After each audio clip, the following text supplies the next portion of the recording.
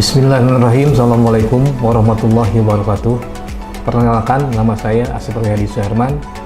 Saya adalah salah satu dosen di STIE Pasundan Bandung.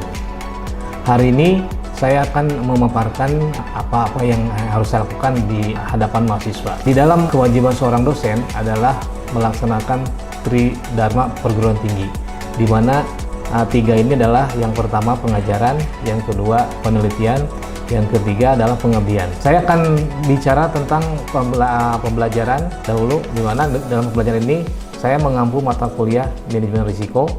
Ya, mata kuliah ini adalah mata kuliah yang berada di semester akhir, yaitu semester 7. Di mana bobot mata kuliah ini adalah 3, di mana mahasiswa ini harus menyelesaikan mata kuliah ini. Ada salah satu syarat dia akan mencapai sarjana. Di dalam pelajaran manajemen risiko ini ada beberapa hal yang saya sampaikan, diantaranya tentang risiko-risiko yang nanti saya paparkan selanjutnya. Di dalam pelajaran ini, mahasiswa dituntut untuk memahami dasar-dasar risiko, untuk memahami sumber-sumber risiko, untuk memahami mengelola sumber risiko itu.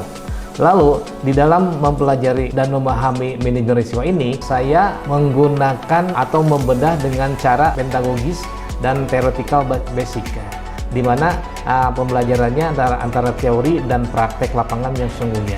Lalu di dalam pendekatan pustakanya saya mendekati pendekatan menggunakan case based learning, yaitu pendekatan di mana dasarnya adalah menggunakan kasus-kasus yang ada di perusahaan. Lalu di dalam pelajaran yang kami terapkan sampai hari ini menggunakan sistem hybrid. Ya, yang pertama, minggu pertama tatap muka, minggu kedua pakai daring.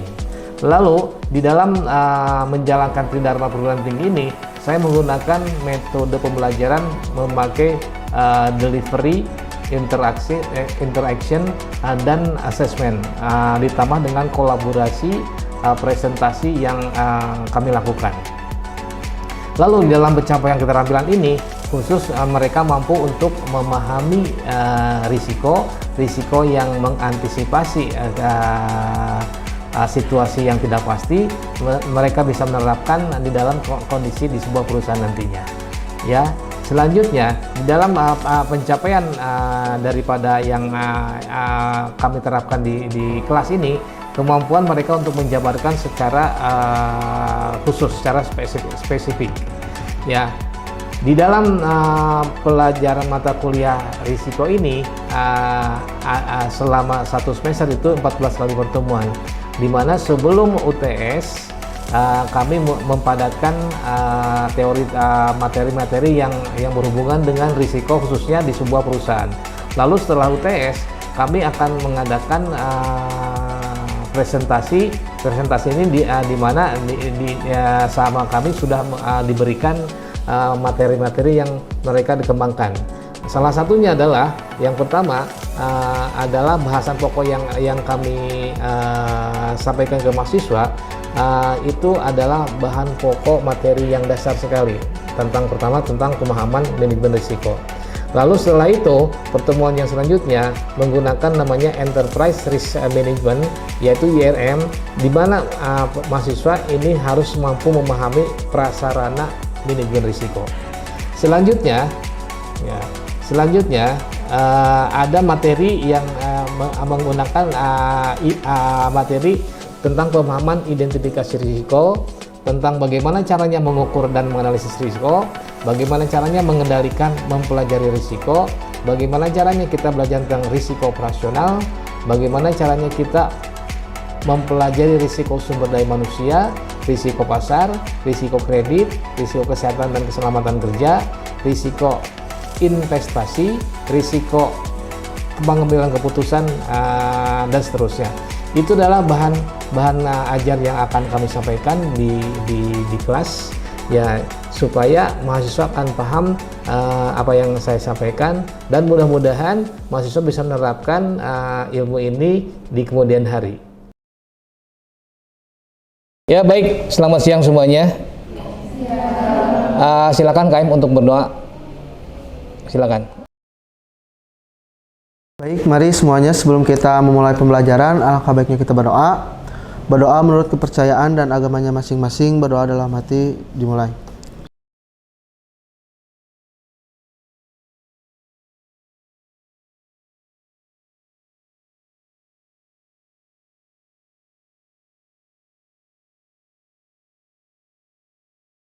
Baik, sebelum Bapak mengawali tugas hari ini, Bapak akan absen yang hadir hari ini juga, ya. Aulia ada? Ada. Lalu Selviana? Ya. Adelia? Arfa? Alia? Ada. Tama? Ada. Jopan? Preti? Ada ya. Gaida? Hani? Edwin? Denita? Dera? Lalu Putri Soraya? Depa? Hani? Laisa? Lalu Rahmat? Akmal? Amelia?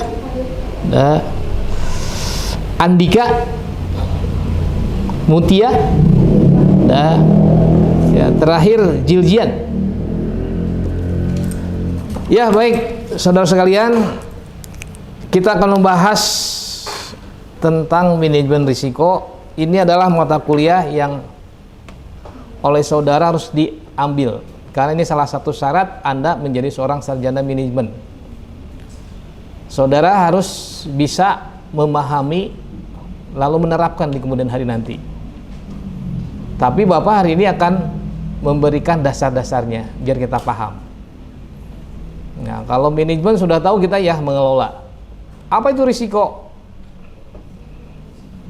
Risiko apa? Ada yang tahu nggak risiko? Kemungkinan yang akan terjadi itu risiko. Ya, baik itu terjadi ataupun tidak terjadi. Itu risiko namanya. Risiko apa yang kira-kira kita mau terima risikonya? Tentunya ingin risikonya yang kecil. Kecil ada risikonya tidak? Ada, apalagi besar ada risiko. Nah, bagaimana caranya kita menghindari risiko? Bisa tidak? Memaintain risiko itu, kita bisa menghindari risiko. Ada yang namanya mengelola risiko dari sumber risiko yang ada. Tuh. Baik, kita mulai. Nah, menurut teori bahwa yang dikatakan manajemen risiko adalah proses pengukuran atau penilaian risiko dan strategi dalam pengembangan pengelolaannya. Ini teori mengatakan begitu ya. Jadi proses mengukur, menganalisa, menilai, ya, dan memberikan strategi, mencari strategi bagaimana caranya mengelola dan mengembangkan sebuah risiko itu. Contohnya apa? Kalau begitu, contohnya sebuah risiko itu dikatakan mengelola. Tadi kata teman kita ini, mengantisipasi situasi yang tidak diinginkan oleh kita, itu risiko namanya. Ya, jadi risiko itu sebuah keharusan di sebuah perusahaan. Karena kenapa? Menghadapi situasi yang tidak pasti. Ya, lalu manajemen risiko adalah rangkaian langkah-langkah yang membantu suatu perangkat lunak untuk memahami dan mengatur ketidakpastian. Nah, ini ya sebagai langkah-langkah untuk membantu. Caranya berarti kita menganalisa, mengukur itu alatnya. Ya, karena kenapa? Kita sekali lagi berhadapan dengan ketidakpastian. Tidak pasti. Apakah saudara bisa memastikan nanti jam 3 sore apa yang akan terjadi oleh saudara? Tidak tahu. Apakah saudara tahu nanti kejadian besok yang akan menimpa saudara? Tidak tahu juga.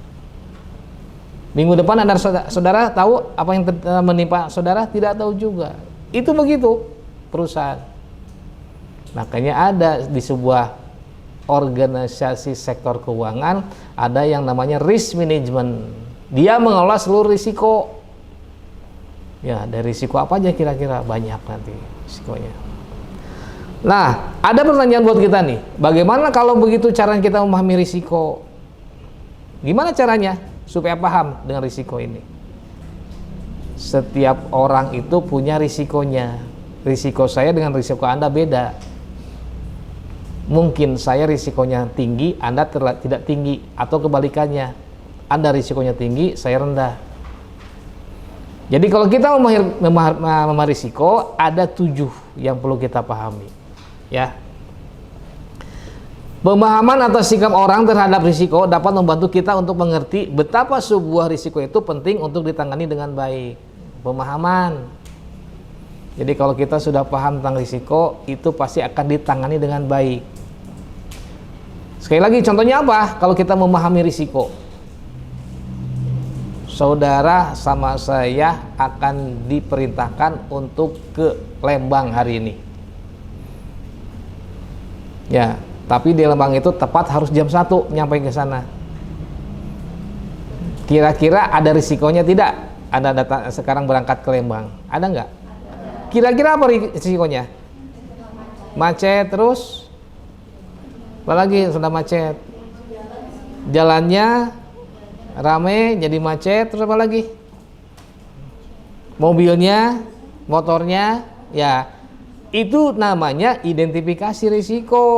Jadi saudara tahu ya risikonya. Jadi di dalam proses manajemen risiko ada yang namanya identifikasi risiko, analisis dan pengukuran risiko, ya. Lalu ada yang namanya pengendalian risiko.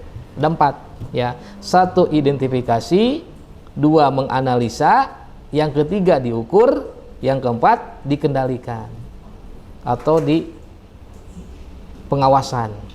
Ya, itu 4 cukup. Kalau saudara sudah menguasai yang 4 ini, bagaimana caranya saya belajar mengidentifikasi risiko? Nah, itu yang pertama, itu dalam proses manajemen risiko.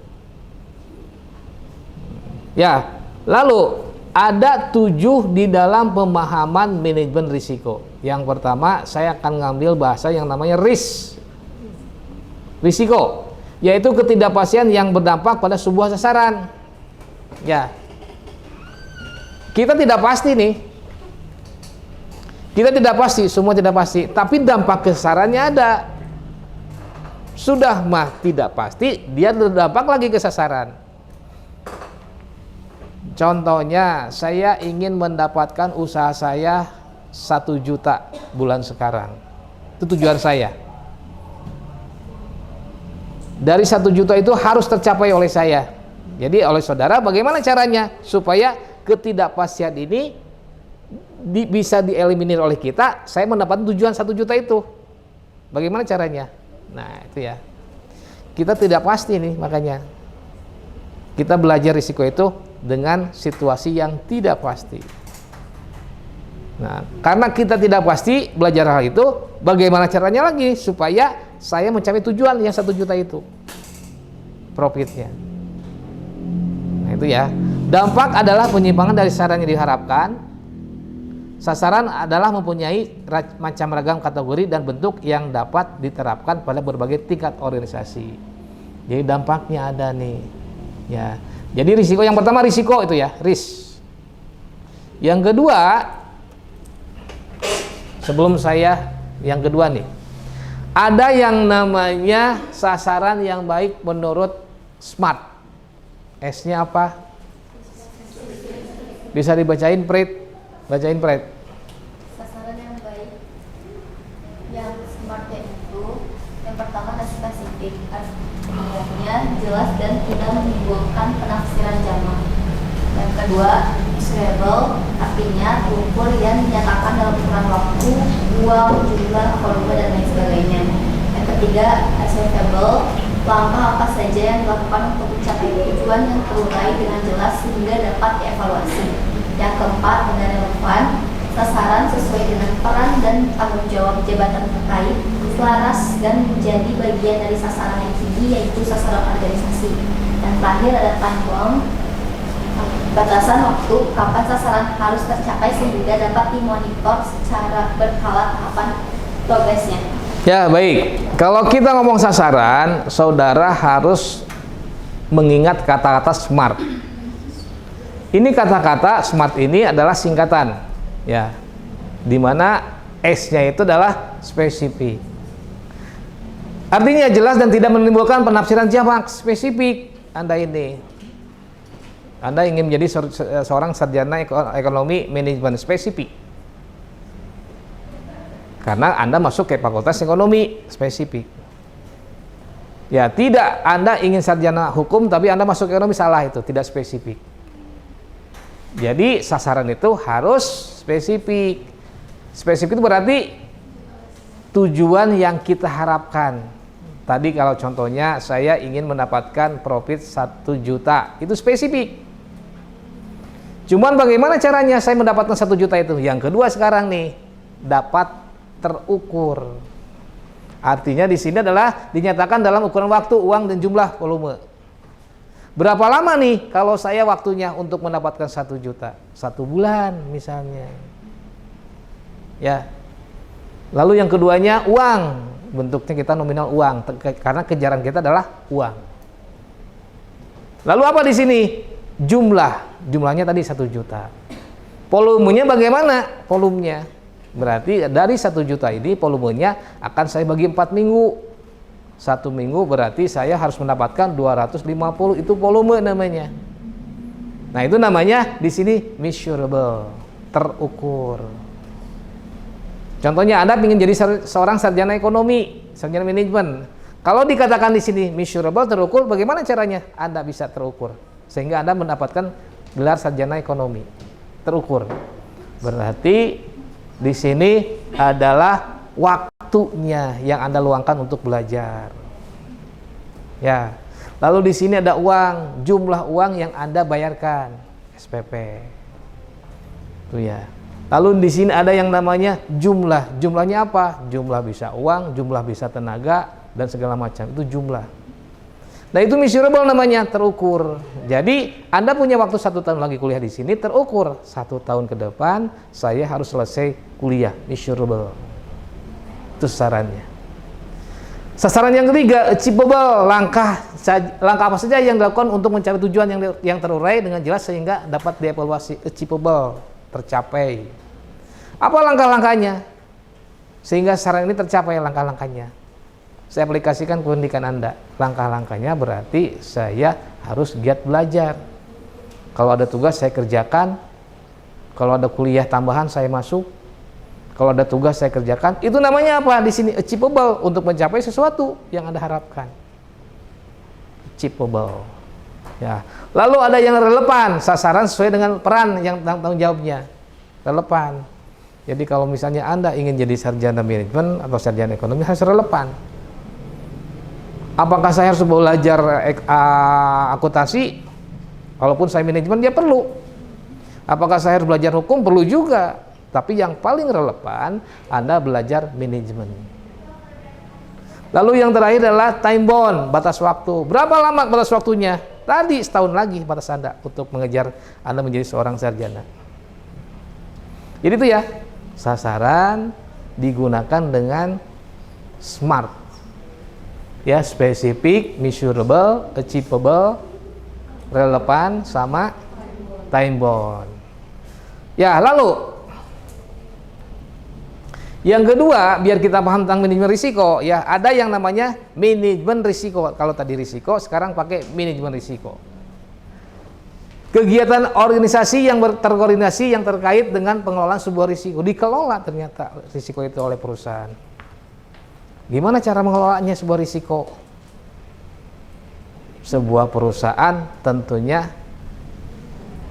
ingin menghindari sebuah risiko, tapi tidak bisa karena risiko itu pasti ada di sebuah industri perusahaan. Ya, tidak ada sebuah perusahaan yang tidak melekat tentang inherent tentang risiko. Pasti ada melekat tentang risiko ini. Cuman oleh kita dikelola risiko itu. Ya, tadi kan Anda sudah memprediksikannya. Kalau saya ke Lembang jam 1 nyampe di sana, apa kira-kira yang harus saya lakukan? Pak, mobilnya dipersiapkan oleh kita. Apalagi jalannya Jam berapa saya harus kemana jalannya supaya tidak terhambat kemacetan. Itu namanya apa? Mengelola.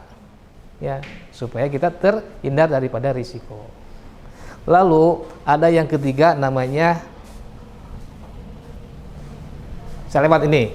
Ada yang namanya sumber risiko. Dari mana sumber risiko? Sumber risiko itu biasanya yang tidak terlihat dan tidak yang terlihat oleh kita, sumber risiko. Tadi contohnya, Anda disuruh oleh saya ke Lembang jam 1 harus nyampe. Kira-kira sumber risikonya ada nggak? Ada. Ternyata mobil itu sumber risiko, sehingga Anda tidak bisa sampai jam 1 di Lembang. Ya. Lalu yang keempat adalah peristiwa, sesuatu kejadian atau perubahan sesuatu kondisi tertentu, peristiwa. Ternyata mobilnya mogok. Itu kan peristiwa. Ya, sehingga tidak bisa dihindari. Bagaimana caranya? Makanya tadi mobilnya dipersiapkan oleh Anda supaya tidak mogok. Itu kan yang berkaitan dengan peristiwa ini. Lalu ada yang namanya konsekuensi. Kalau peristiwa tidak diindahkan oleh kita, ada konsekuensinya. Mobil tidak dipersiapkan oleh kita, ya, jalan tidak diperhatikan oleh kita, konsekuensinya apa? Anda akan terlambat ke Lembang, ke tujuan Anda. Ya, lalu yang keenam, ada yang namanya kemungkinan, likelihood, mungkin. Nah, mungkin tidak kalau saya harus nyampe jam 1 di Lembang, jam sekarang masih di Stipas. Mungkin tidak mungkin. Tapi mungkin juga bisa nyampe ya. Ada dua di sini kemungkinan. Mungkin iya, mungkin tidak. Nah, ini kan kita preventifnya kemungkinan ada dua nih, kemungkinan iya dan tidak. Mungkin tidak nyampe, mungkin nyampe. Tapi menurut saya tidak akan nyampe. Karena kenapa? 12:30 masih ada di kita di sini. Nah, kemungkinan. Nah, kita juga harus memprediksikan ya kemungkinannya. Kemungkinan hujan, ingat. Kemungkinan macet, kemungkinan mobilnya yang akan menghambat tujuan kita datang jam 1 ke Lembang itu. Yang terakhir adalah yang ketujuh, di mana yang katakan adalah mengendalikan. Mengendalikan oleh kita nih. Kita sudah tahu nih sumbernya apa, kemungkinannya bagaimana, konsekuensinya bagaimana. Sekarang kita kendalikan supaya saya sampai jam 1 tepat waktu. Bagaimana caranya mengendalikan risiko ini?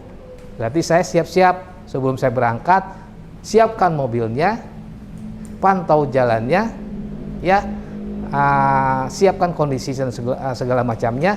Insya Allah mengendalikan tujuan ke sebuah tempat akan tercapai sesuai dengan harapan kita semuanya.